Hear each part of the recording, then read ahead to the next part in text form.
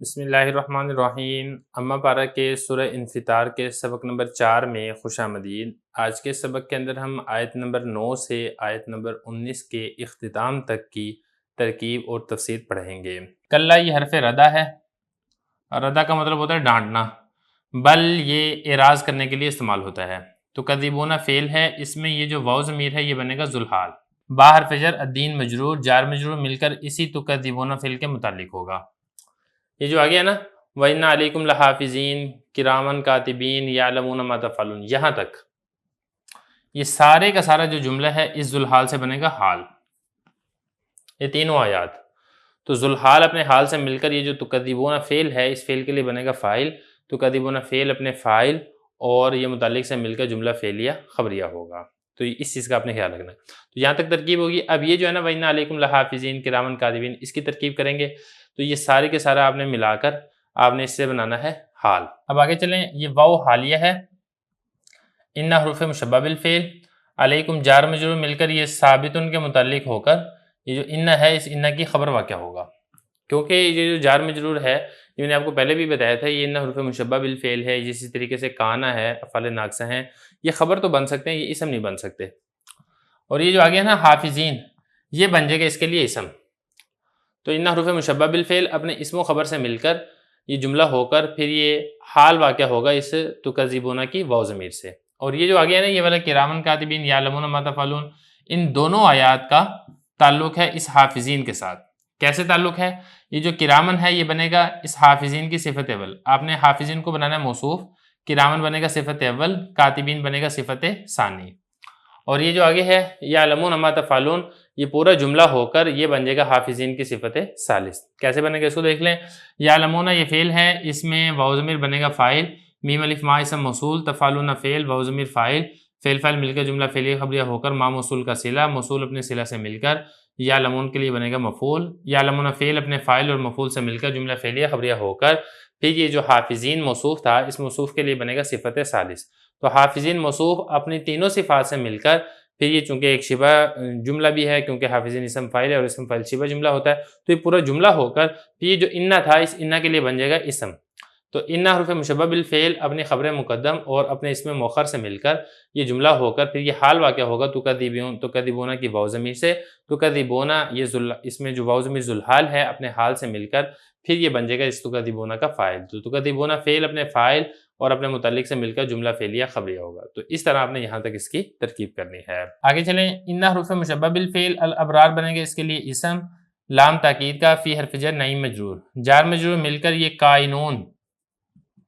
شبہ فعل کے متعلق ہوگا۔ تو کائنون شبہ فعل اپنے فاعل اور متعلق سے مل کر جملہ ہو کر یہ انا کی خبر ہے، ان حروف مشبہ بالفعل اپنے اسم و خبر سے مل کر جملہ ہو کر یہ بن جائے گا معطوف علیہ۔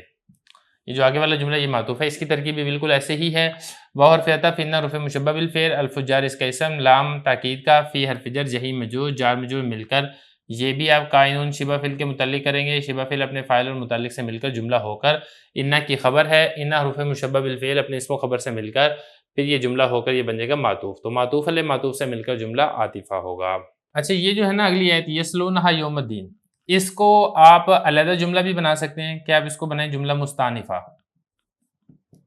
جملہ مستانفہ کا مطلب یہ ہوگا کہ اس کا ماقبل والے جملے کے ساتھ تعلق نہیں ہوگا۔ ایک آپ اس کو جملہ مستانفہ بھی بنا سکتے ہیں، دوسرا یہ ہے کہ آپ یہ جو پورے والا جملہ ہے اس کو جہیم سے صفت بنا دیں، مطلب یہ کہ جو جہیم ہے اس کو بنا دیں موصوف، اور یہ جو پورا جملہ ہے یہ بن جائے گا اس جہیم موصوف کی صفت۔ تو آپ اس ترتیب سے اس کو جہیم کے ساتھ آپ ربط بھی کر سکتے ہیں۔ ایک اس کا تیسرا طریقہ بھی ہے، وہ یہ ہے کہ جو کائنون ہے، کائنون میں جو ضمیر ہے اس ضمیر سے اس کو آپ حال بھی بنا سکتے ہیں۔ تو کائنون کے اندر جو ضمیر ہے وہ بن جائے گا ذوالحال، اور یہ والا جو جملہ ہے یہ بن جائے گا حال۔ تو تینوں ترکیبیں ہیں، تینوں ترکیبوں میں سے آپ جس ترکیب کو اختیار کرنا چاہیں کر سکتے ہیں۔ اب اس کی ترکیب دیکھ لیں، یصلون یہ فعل ہے، اس میں واو ضمیر بنے گا اس کے لیے فاعل اور ہا ضمیر بنے گا اس کے لیے مفعول، یوم مضاف الدین مضاف الیہ، مضاف مضاف الیہ سے مل کر یہ بنے گا یصلون کے لیے مفعول فی۔ تو یصلون فعل اپنے فاعل، مفعول بہ اور مفعول فی سے مل کر جملہ فعلیہ خبریہ ہو کر جملہ مستانفہ بھی ہو سکتا ہے، جہیم موصوف کی صفت بھی بن سکتا ہے، اور کائنون کی ضمیر سے یہ حال بھی واقع ہو سکتا ہے۔ اس کے بعد آگے والا جملہ دیکھیں، یہ جو جملہ ہے نا وما ھم عنہا بغائبین،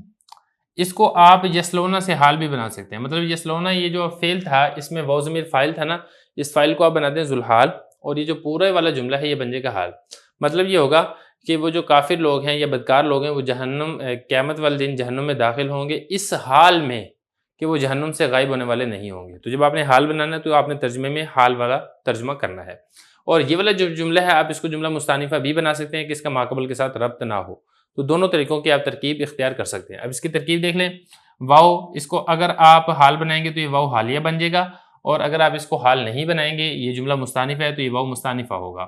میم الف ما یہ بنے گا مشابہ بلیسا، اور یہ جو ہم ہے یہ بنے گا اس کے لیے اسم۔ ان حرف جر حازم المجرور، جار مجرور مل کر اس غائبین شبہ فعل کے متعلق ہوگا، شبہ فعل اپنے فاعل اور متعلق سے مل کر یہ جو ما مشابہ بلیسا اس کی خبر بنے گا، تو ما مشابہ بلیسا اپنے اسم و خبر سے مل کر یہ جملہ بن جائے گا، اور پھر اس کو ماقبل کے ساتھ یہ حال بھی واقع ہو سکتا ہے اور جملہ مستانفہ بھی ہو سکتا ہے۔ یہ جو بغائبین میں یہ جو با ہے یہ با زائدہ ہوگا، اس کو آپ نے ترکیب کے اندر شامل نہیں کرنا ہے۔ آگے دیکھیں، واو یہ عاطفہ ہے، میم الف ما یہ ایو شین کے معنی میں ہے۔ ایو شین مضاف مضاف الیہ سے مل کر یہ بن جائے گا مبتدا، ادرا فعل اس میں ہوا ضمیر فاعل، کاف ضمیر یہ بنے گا مفعول بہ اول۔ میم الف ما یہ ایو شین کے معنی میں ہوگا، ایو شین کے معنی میں ہو کر مبتدا، یوم مضاف الدین مضاف الیہ، مضاف مضاف الیہ سے مل کر یہ بنے گا اس مبتدا کی خبر، مبتدا اپنی خبر سے مل کر جملہ اس میں انشائیہ ہو کر یہ جو ادرا ہے ادرا کے لیے بنے گا مفعول بہ ثانی، تو ادرا فعل اپنے فاعل اور دونوں مفعولوں سے مل کر جملہ ہو کر پھر یہ ایو شین مبتدا کے لیے بنے گا خبر،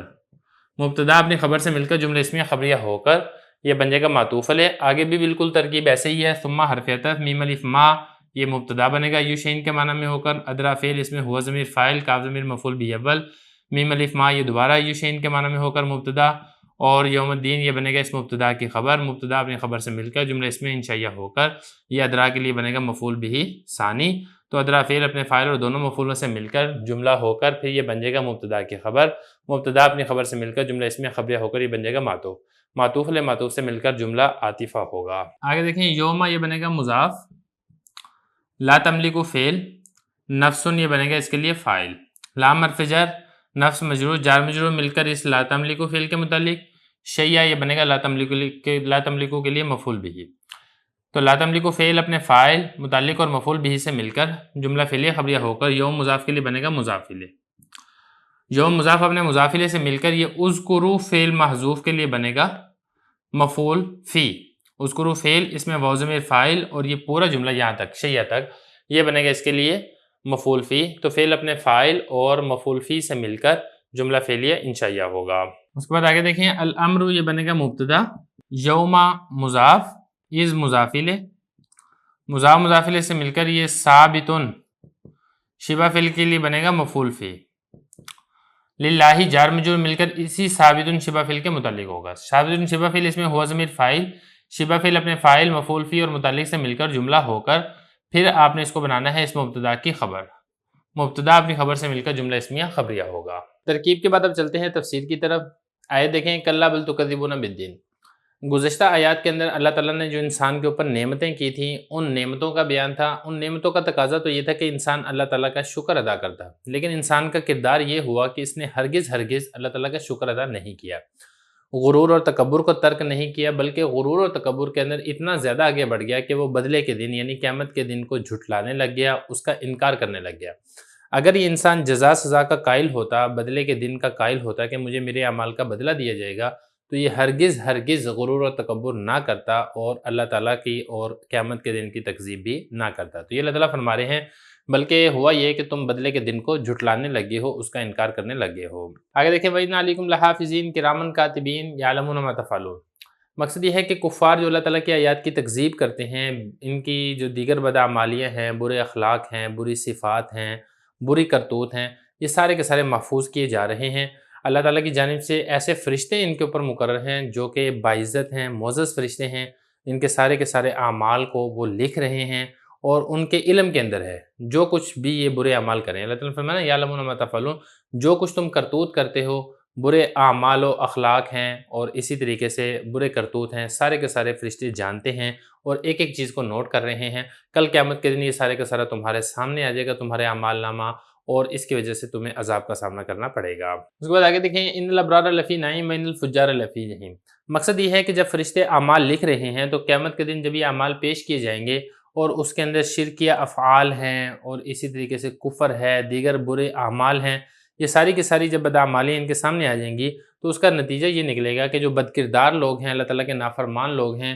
ان کو جہنم کی سزا ملے گی، وہ جہنم کے اندر داخل ہوں گے، ہمیشہ ہمیشہ کے لیے جہنم میں رہیں گے۔ اس کے برعکس جن لوگوں نے نیک اعمال کیے ہیں، اللہ تعالیٰ کے راضی کرنے والے اعمال کو اختیار کیا ہے، یہ ایسے لوگ ہمیشہ ہمیشہ کی نعمتوں کے اندر موجود رہیں گے۔ مراد ہے اس سے جنت کی دائمی نعمتیں۔ آگے دیکھیں وما هم عنہا بغائبین، یہ لوگ جہنم سے غائب نہیں ہوں گے۔ اس کی دو تفسیریں کی گئی ہیں۔ ایک تفسیر تو یہ ہے کہ کفار ہیں، مشرکین ہیں، اسی طریقے سے فساق و فجار ہیں، یہ قیامت کے دن جہنم کے اندر ڈالے جائیں گے۔ کوئی ہیلا بہانہ نہیں چلے گا کہ جس طریقے سے دنیا کے اندر ہیلا بہانہ کر کے انسان بچ جاتا ہے، قیامت کے دن ایسا نہیں ہوگا۔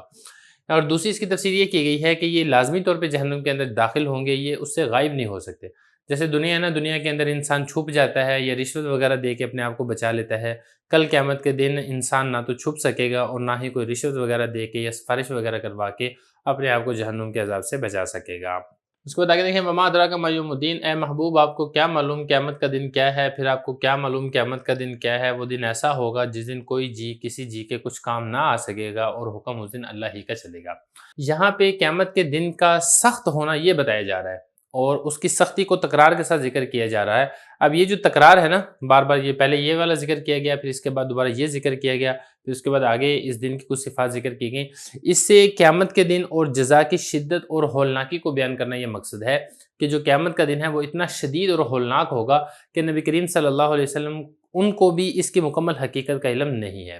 تو یہ جو آیات کریمہ ہیں، اس سے قیامت کے دن کی سختی اور شدت کی ایک جھلک یہ بیان ہو رہی ہے کہ وہ ایسا شدید دن ہوگا کہ اس دن کوئی جی کسی جی کے کچھ کام نہ آ سکے گا کہ اس کو جہنم کے عذاب سے چھڑوا لے، کہ اس کی سفارش کر دے، مال و دولت دے کے اپنے کسی دوست کو، کسی عزیز کو جہنم کے عذاب سے بچا لے، ایسا نہیں ہوگا۔ آگے دیکھیں والامر یومئذ للہ، اور وہ دن ایسا ہوگا جس دن حکم صرف اللہ ہی کا چلے گا، اللہ تعالیٰ کے علاوہ کسی اور کا حکم نہیں چلے گا۔ دنیا کی طرح نہیں ہوگا کہ جس طریقے سے دنیا میں بادشاہ ہے، بادشاہ کے علاوہ دیگر لوگوں کا بھی حکم چلتا ہے، ایسا نہیں ہے۔ کل قیامت کے دن ہر قسم کا اختیار لوگوں کا ختم ہو جائے گا، کسی قسم کا اختیار باقی نہیں رہے گا۔ اللہ تعالیٰ کی اجازت کے بغیر نہ تو کوئی سفارش کر سکے گا، اللہ تعالیٰ کی اجازت کے بغیر کوئی حرکت بھی نہیں کر سکے گا۔